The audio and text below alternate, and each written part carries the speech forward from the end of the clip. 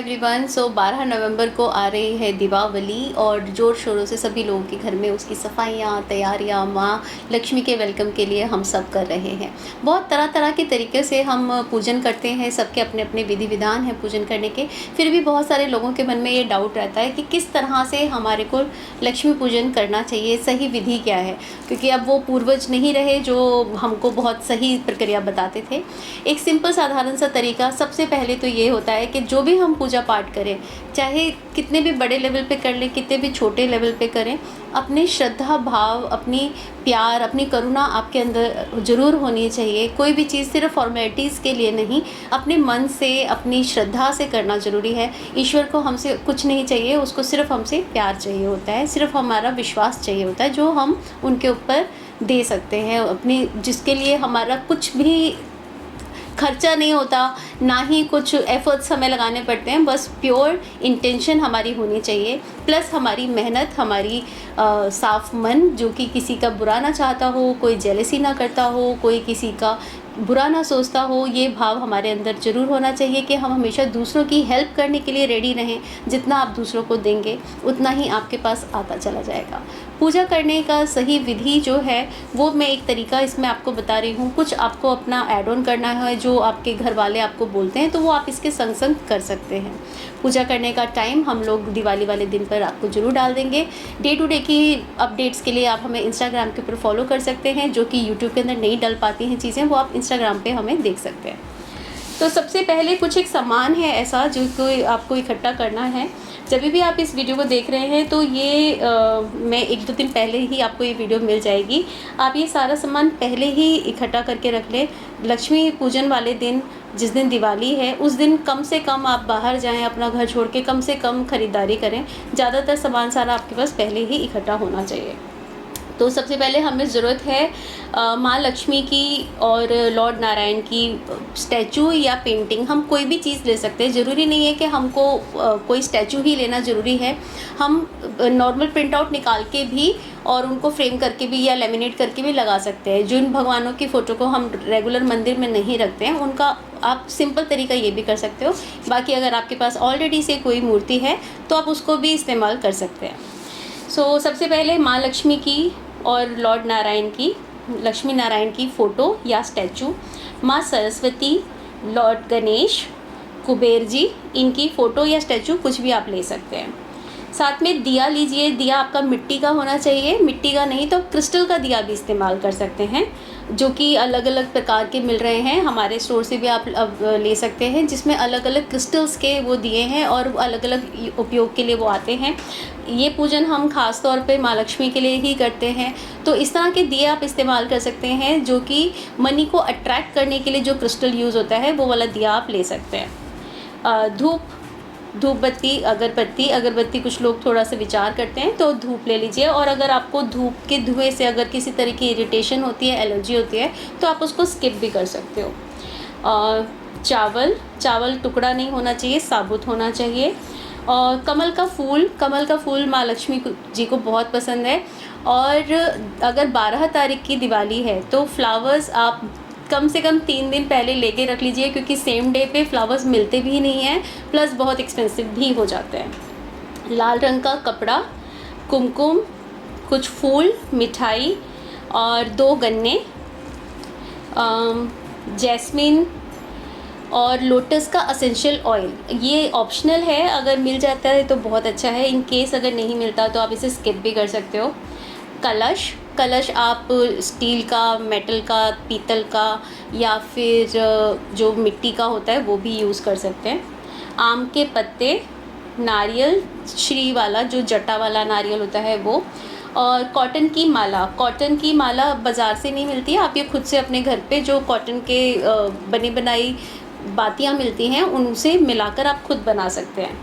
ठीक है। सुपारी, पान, हल्दी की गांठ, साबुत हल्दी यानी कि लेनी है आपको, और गुलाब जल और सिल्वर कॉइन या गोल्ड कॉइन, जो भी आपके पास अवेलेबल हो वो लीजिएगा, जिसके अंदर में लक्ष्मी जी बनी हुई होती हैं और बैठी हुई अवस्था में हो। बैठी हुई लेनी है, खड़ी वाली नहीं, जिसमें वो बैठी हुई होती है, वो वाला सिल्वर कॉइन या गोल्ड कॉइन ले सकते हैं। तो पूजा करने के लिए जो भी आपका मुहूर्त का समय होगा उससे 1 घंटे पहले से तैयारी कर देनी शुरू कर देनी चाहिए। सबसे पहले जगह को साफ़ सफाई करें और कोशिश करें कि ये सब चीज़ें अपने हाथ से करें बजाय किसी सर्वेंट से करवाने के, क्योंकि जब कोई चीज़ हम करते हैं तो उसमें हमारे इमोशंस जाते हैं, हमारी सेवा भाव लगती है, तो वो जो फीलिंग उत्पन्न होती है परमात्मा को, माँ को, वही हमसे चाहिए होती है। तो सबसे पहले पूजा स्थान को साफ़ करें और रंगोली बनाएं। पूजा स्थान पे भी आप रंगोली बना सकते हैं, अपने घर के बाहर एंट्रेंस पे भी रंगोली बना सकते हैं, फूलों से बना सकते हैं या पाउडर से, जो कलरफुल पाउडर मिलते हैं उससे आप बना सकते हैं। और अगर आप बहुत प्रो है रंगोली बनाने में तो डेफिनेटली आप वो पाउडर से जो चावल का रहता है उससे भी बना सकते हैं। जितना ज़्यादा हो सके फूलों की सजावट से अपने घर को डेकोरेट करिए। हर एक जगह पे, सिर्फ एंट्रेंस ही नहीं बल्कि अपना रसोई घर, अपना पीछे का बैक डोर, आपकी बैल्कनी, वरांडा, हर एक चीज़ को आप जितना हो सके ज़्यादा से ज़्यादा फूलों से सजाइए। लाइट्स लगा सकते हैं और माँ लक्ष्मी के चरण भी आते हैं, उनका भी आप यूज़ कर सकते हो। और ड्रेस लाइक अ डिवा, मतलब क्योंकि आप ही घर की लक्ष्मी हैं तो अपने आप को भी लक्ष्मी से कम नहीं समझिए। उस दिन नहीं, हमेशा ही डिवा की तरह ही ड्रेस होना चाहिए, बट ख़ास तौर पर उस दिन एक माँ लक्ष्मी की तरह ही पूरा अपने आप को तैयार करें। और पूजा के स्थान पर लाल, गुलाबी या हरे रंग का कपड़ा, जो कि माँ को ये कलर प्रिय हैं, वो कपड़ा बिछाएं। गणेश जी को सबसे पहले स्थापित करें, फिर लक्ष्मी नारायण की मूर्ति को स्थापित करें, कुबेर जी और सरस्वती की मूर्ति को स्थापित करें। बाकी की जो सामग्री है पूजा की वो भी सब सामने में आप रखते जाएं। सबसे पहले फिर हमको उनको इनवाइट करने की ज़रूरत है, उनका आमंत्रण देने की ज़रूरत है कि किस तरह से वो हमारे पास आएँ। जैसे हम जब पंडित जी को भी बुलाते हैं पूजा करने के लिए तो वो उनका आगमन करते हैं, तो सभी देवी देवताओं को आगमन करने का तरीका होता है, जिसकी जो प्रेयर है मैं नीचे डिस्क्रिप्शन में लिख दूँगी, आप वहाँ से पढ़ सकते हैं।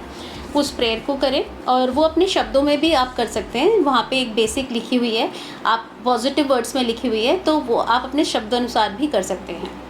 प्रेयर करने के बाद फिर माँ से और लॉर्ड नारायण से प्रार्थना करें कि वो किस तरह से, कितने सुंदर कमल दल पर वो बैठे हैं और कितनी आभा उनकी सुंदर है, कितनी करुणा में उनकी आंखें हैं, उस तरह के उनको निहारें, उनको देखें, एप्रिशिएट तो करें, क्योंकि हम बस सब कुछ रख देते हैं लेकिन उनके रूप को हम अपने अंदर समझते नहीं है, देखते नहीं है। हर एक चीज़ का एनालाइज करेंगे तो धीरे धीरे आपके अंदर में एक बहुत पॉजिटिव एनर्जी अपने आप क्रिएट होती जाएगी और एक कनेक्शन आपका उनके साथ में बनता चला जाएगा।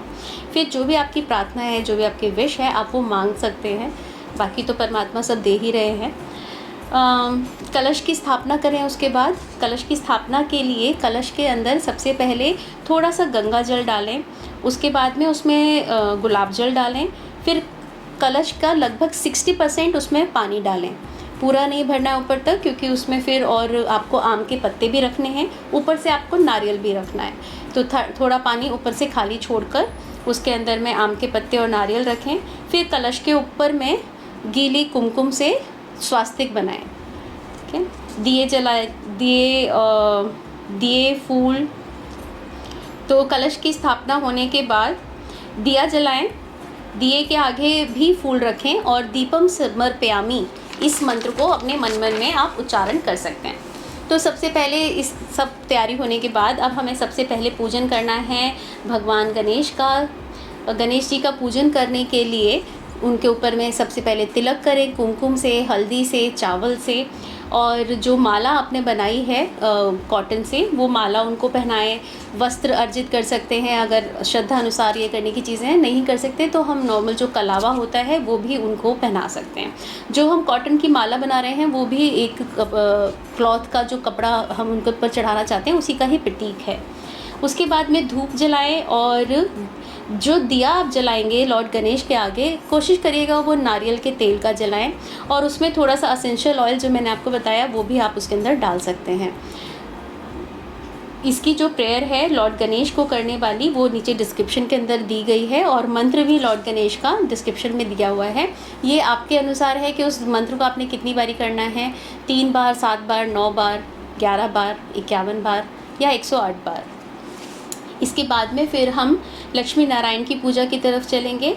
सबसे पहले वही उनको प्रणाम करना है, उनके रूप को, उनकी मूर्ति को निहारना है।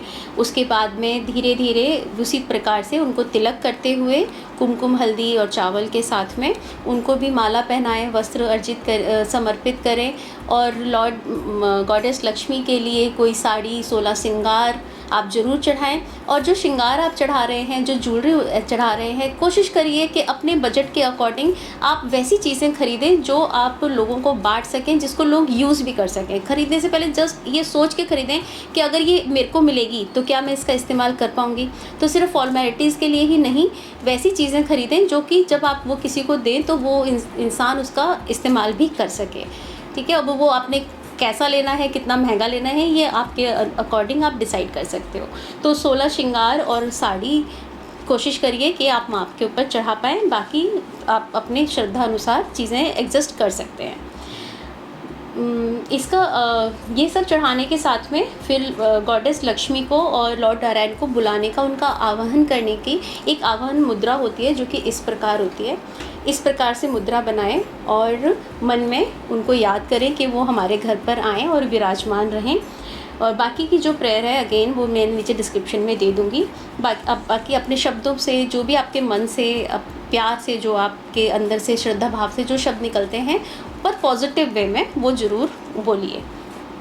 उनका वेलकम करें, फ्लावर लीजिए और उनके चरण धोइए। जैसे हम कभी किसी बड़े बुजुर्ग का भी हम बहुत बार ऐसे करते हैं कि कोई आता है या हम कन्या बिठाते हैं जब नवरात्रों के समय में, तब जैसे हम उनके चरण धोते हैं, वैसे ही लक्ष्मी जी के और विष्णु जी के चरण भी आपको धोने हैं। उसके बाद में धीरे धीरे, अगर आपके पास में मेटल की मूर्तियां हैं तो आप पंचामृत से उनका स्नान भी करवा सकते हैं, और अगर कोई और तरह की मूर्ति है तो जैसे भी डिपेंड करेगा आपके ऊपर, वैसे आप कर सकते हैं। वैसे ही तिलक करिए, धूप दिया, माला चढ़ाइए। इसके बाद में फिर आते हैं कुबेर जी और माँ सरस्वती। जिस तरीके से हमने आगे बताया कि उनको सबसे पहले उनको तिलक करना है, चंदन से, कुमकुम से, चावल, हल्दी से, इस तरह से तिलक कीजिए। फिर वही गार्लैंड चढ़ाइए, कॉटन की कलावा चढ़ा सकते हैं, वस्त्र चढ़ा सकते हैं, और जो उनकी कुबेर जी की जो प्रार्थना है, जो पूजा है और जो उनका मंत्र है, वो नीचे डिस्क्रिप्शन में दिया हुआ है, वो आप पढ़ सकते हैं। गॉडेस लक्ष्मी जी के फिर धन लक्ष्मी की हम पूजा ज़रूर करते हैं इस समय में, क्योंकि धन लक्ष्मी जी को आपने कभी स्वरूप देखा होगा जहाँ पर 2 हाथी लक्ष्मी जी के आगे रहते हैं और वो उनका वेलकम कर रहे होते हैं। उनके उसके अंदर में माला होती है या पानी की वर्षा हो रही होती है। तो जो 2 गन्ने मैंने आपको बताए वो आपको उन 2 गज के ऊपर में चढ़ाना है। अगर आप गज रख लेते हैं तो अच्छा है, कई बार नहीं भी अगर होता तो हम इमेजिन करके भी गज की पूजा कर सकते हैं, धन लक्ष्मी जी की पूजा कर सकते हैं। आप उनका भी, अगर आपके पास में 2 हाथियों की प्रतिमा है तो उनका भी तिलक करिए, उनका भी माला पहनाइए, और कलावा चढ़ाने के बाद फिर वो गन्ना उनको ऑफ़र कर सकते हैं। तो ये कंप्लीट पूजा है गॉडेस लक्ष्मी जी की। पर फिर भी हमारे मन में कई बार डाउट रह जाता है, हमारी चीज़ें आगे पीछे हो जाती हैं। जैसे इस पर अभी भी मैं बोल रही हूँ तो मेरे से भी कुछ गलतियाँ हो रही हैं, चीज़ें आगे पीछे हो ही रही हैं। पूजा करते में भी हम लोग कई सारी गलतियाँ कर देते हैं, तो इसके लिए एक क्षमा प्रार्थना करना बहुत ज़रूरी होता है। तो क्षमा प्रार्थना भी मैं नीचे दे रही हूँ, बाकी अपने शब्दों में भी आप माँ से माफ़ी मांग सकते हैं। जो नीचे डिस्क्रिप्शन में दिया जा रहा है ये एक पॉजिटिव वर्ड्स से बनाई गई प्रार्थना है, तो आपने एज इट इज़ कॉपी नहीं करना, आप उससे एक बेसिक नॉलेज ले सकते हो। बाकी अपने जो आपके अंदर से भाव आए वो आप करिए। इसके साथ में जो आपके परिवार के अंदर में पूजा करने का मेथड चला आ रहा है उसको भी आप इसके साथ में कर सकते हैं। साथ में आपकी मर्ज़ी है, आप चाहें तो अष्टलक्ष्मी जी की पूजा भी इस समय में कर सकते हैं। सो मेरी आप सब के लिए बहुत सारी दुआएं, बहुत सारी विशेज़, माँ लक्ष्मी का आशीर्वाद आपके परिवार पर, आपके ऊपर बना रहे, आपके घर में हमेशा सुख समृद्धि बनी रहे। Thank you so much.